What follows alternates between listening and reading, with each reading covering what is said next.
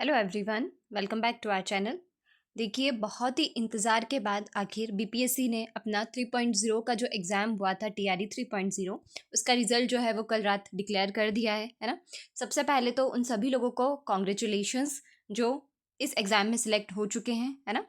उसी रिगार्ड में हम यहाँ पर इस सेशन में डिस्कस करने वाले हैं कि किस तरह से यहाँ पर सिलेक्शंस हुए हैं, कितनी पोस्ट पर सिलेक्शंस हुए हैं। ओके, और इसी के साथ साथ हमारे पास एक और गुड न्यूज़ है कि हमारी ही टीम के एक मेंबर का भी इसमें सिलेक्शन हुआ है 3.0, तो उन्हें भी हमारी पूरी इंडस्ट्री फैमिली की तरफ से बहुत बहुत बधाइयाँ।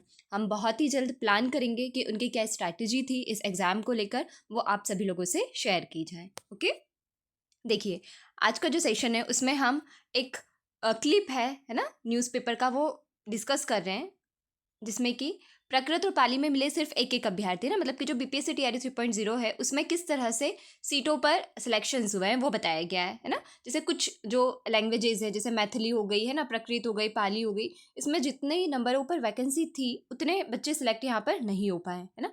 बट उसके अलावा यदि हम देखें, जैसे कि मैथ्स का देखें यदि हम, तो 1220 रिक्त पद थे, उसमें से 779 पदों पर जो है वह सिलेक्शंस हुए हैं।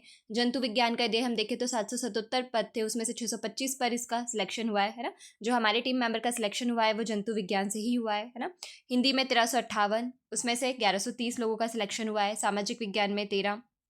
तो इस तरीके से यहाँ पर बहुत ही अच्छा रिजल्ट जो है वो लाइक डिक्लेयर हुआ है, क्योंकि रिजल्ट तो हमेशा अच्छा ही होता है ना, सभी स्टूडेंट्स के लिए।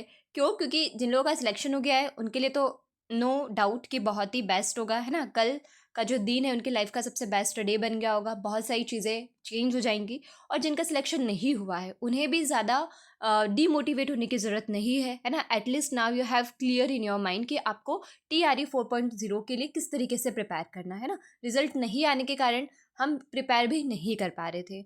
तो जिन लोगों का सिलेक्शन नहीं हुआ है वो डिमोटिवेट ना हो, और बल्कि एक और अपना बेस्ट ट्राई देने की पूरी कोशिश करें। ओके, तो हम जल्द ही एक न्यू स्ट्रैटेजी के साथ, या क्या स्ट्रैटेजी होनी चाहिए इस एग्ज़ाम को क्रैक करने के लिए, उसके साथ हम हमारा सेशन जो है वो आपके लिए प्रिपेयर ज़रूर करेंगे। तब तक के लिए goodbye and all the best for your exams.